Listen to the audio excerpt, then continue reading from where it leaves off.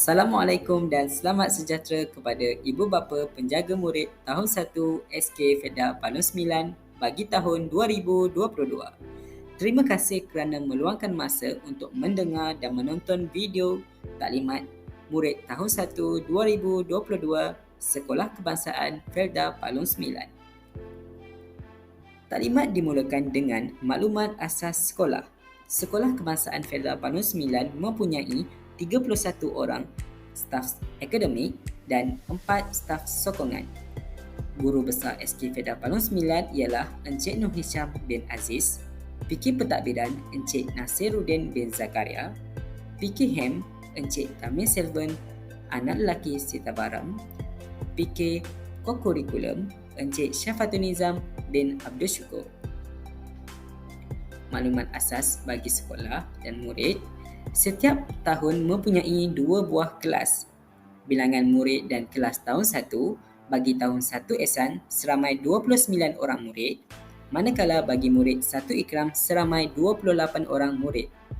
Kedudukan kelas tahun 1 di arah 1 di atas Dewan Sekolah.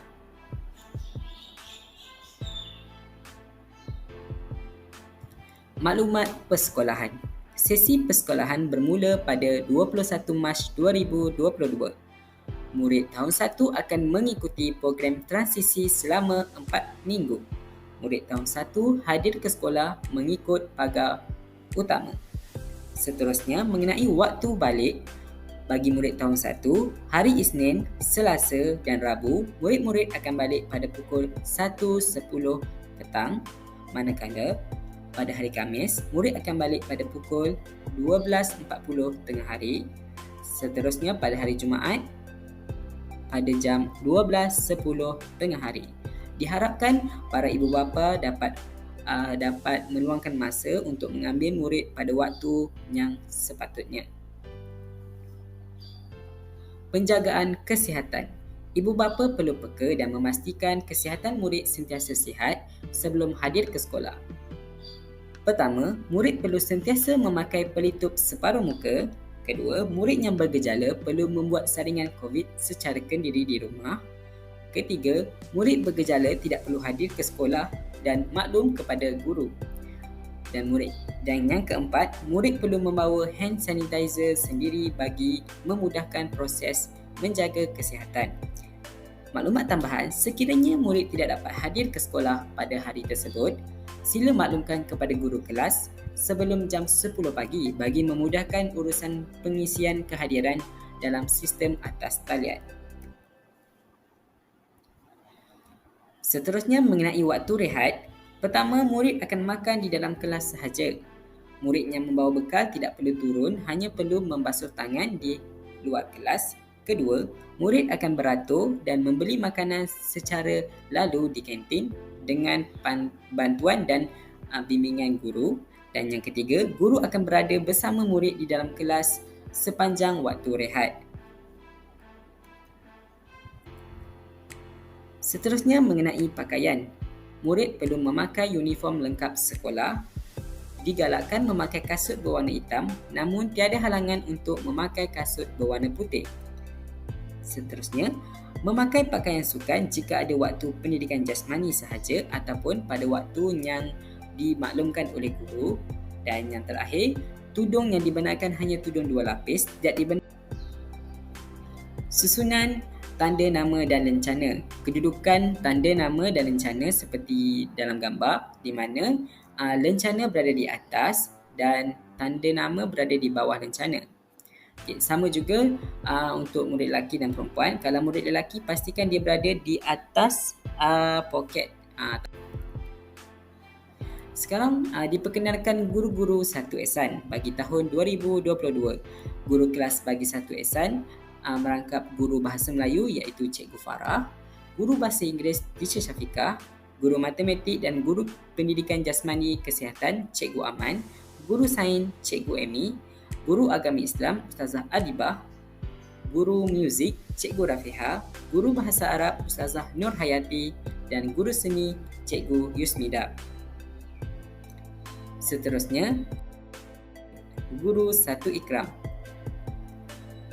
Guru kelas merangkap guru bahasa Melayu, Cikgu Safwan, guru bahasa Inggeris, Mr. Azrul, guru matematik, Cikgu Rafiha, guru sains dan juga guru seni, Cikgu Wan, guru agama Islam, Ustaz Huzaifah, guru muzik, Cikgu Amy, guru bahasa Arab, Ustazah Nur Hayati dan guru pendidikan jasmani iaitu Cikgu Aslam. Okey, untuk maklumat para ibu bapa dan penjaga, bagi murid tahun 1, 4 minggu yang pertama, mereka akan menjalani program transisi tahun 1 daripada 21 Mac hingga 15 April. Apa yang dimaksudkan dengan program transisi? Baiklah, sekarang kita tengok dulu persediaan murid. Murid tidak perlu membawa buku teks. Murid hanya menggunakan lembaran berdasarkan modul yang akan diberikan. Yang kedua, pastikan murid-murid sentiasa membawa alat tulis yang lengkap seperti pensel, pemadam, pembaris, warna, gunting, gam dan sentiasa peka dengan gerub sarana kerana guru akan memberi arahan dari semasa ke semasa. Pakaian rasmi dan tag nama murid. Murid perlu memakai pakaian mengikut arahan yang diberikan dan sentiasa memakai tag nama yang diberikan. Untuk minggu transisi, terdapat beberapa peranan yang dimainkan oleh pihak guru, pihak pentadbir dan peranan ibu bapa. Yang pertama, bagi ibu bapa, sentiasa menyediakan anak dari aspek mental, sosial, emosi dan fizikal. Kedua, menghubungi guru untuk mengetahui perkembangan anak. Ketiga, memastikan kelengkapan pembelajaran seperti alat tulis tadi. Yang keempat, memerhati tingkah laku, perkembangan dan pembelajaran anak. Dan yang terakhir, membantu meningkatkan keyakinan anak dalam pembelajaran. Objektif transisi adalah membantu murid menghadapi perubahan kepada pendidikan yang formal daripada pendidikan secara tak formal iaitu di pra ataupun di tadika kepada sistem pendidikan yang formal yang iaitu di sekolah kebangsaan. Okey. Yang kedua, menyediakan murid dengan persekitaran sekolah. Okey. Bagi murid mengenali di mana tandas, di mana bilik guru, di mana perpustakaan dan sebagainya. Yang ketiga, merapatkan hubungan murid dengan guru dan rakan sebaya. Dan yang terakhir, meningkatkan keyakinan murid dan sikap positif. Okay. Fasa transisi. Okey, bagi transisi pada tahun ini terdapat 2 fasa. Fasa yang pertama iaitu fasa penyesuaian. 2 minggu yang pertama bermula 21 Mac hingga 1 April 2022. Di mana murid akan beraktiviti melalui beberapa aktiviti iaitu rutin harian, perbualan awal, aktiviti suarkena, aktiviti fizikal dan pembelajaran. Setiap aktiviti ini telah dirancang oleh guru dan murid-murid akan mengikuti setiap aktiviti daripada awal pagi hinggalah jam yang terakhir. Okey, di sini saya telah ambilkan beberapa contoh aktiviti. Contoh aktiviti pembelajaran boleh kita tengok iaitu numerasi asas. Murid-murid akan belajar mengenal huruf, mengenal nombor dan sebagainya. Aktiviti suarkena kita akan lakukan secara santai iaitu berbincang, menyanyi dan sebagainya. Seterusnya kita boleh tengok aktiviti fizikal. Aktiviti fizikal bagi murid sentiasa berasa tenang, kita akan melakukan aktiviti senaman, aktiviti permainan dan perbualan awal pula bermaksud murid-murid akan menyanyi dan membuat pergerakan mengikut lagu dan bercerita tentang perasaan. Itu contoh aktiviti. Dan yang terakhir kita boleh lihat adalah rutin kelas. Rutin kelas ni akan dilakukan setiap pagi bagi murid-murid sentiasa faham apa yang perlu dibuat di sekolah iaitu ucapan selamat, bacaan doa, tertib tempat duduk, membersihkan kelas dan perkara-perkara asas sebagai murid yang perlu dilakukan di sekolah. Diharapkan semua ibu bapa sentiasa membantu dan memberi kerjasama bagi murid-murid sentiasa hadir dalam melaksanakan fasa transisi ini. Seterusnya, bagi 2 minggu berikutnya iaitu fasa kesediaan. Bagi fasa ini bermula 4 hingga 15 April di mana murid akan didedahkan dengan pembelajaran mengikut mata pelajaran berdasarkan tema dan subtema yang dipilih. Terdapat 10 subtema di mana di sini murid-murid akan mula belajar mengikut jadual pembelajaran sekolah. Tetapi tidak perlu membawa lagi buku teks kerana guru-guru akan menggunakan modul dan mengajar mengikut tema-tema yang telah disediakan. Sebagai contoh, tema diri saya. Tema diri saya ni mungkin akan belajar bagi subjek bahasa Melayu, subjek bahasa Inggeris, bagi subjek bahasa Arab, agama yang akan disesuaikan oleh guru-guru sendiri. Okay, seterusnya, ianya akan dijalankan selama 2 minggu. Iaitu dalam tempoh 2 minggu ini, guru-guru perlu menerapkan setiap tema ini dalam setiap mata pelajaran. Baiklah, itu serba ringkas mengenai fasa transisi yang akan dilaksanakan. Sebelum berakhirnya taklimat pada hari ini, ada beberapa soalan lazim yang telah saya terima sebelum taklimat ini dilaksanakan. Yang pertama, bolehkah ibu dan penjaga masuk ke dalam sekolah pada hari pertama sekolah? Jawapannya, tidak boleh.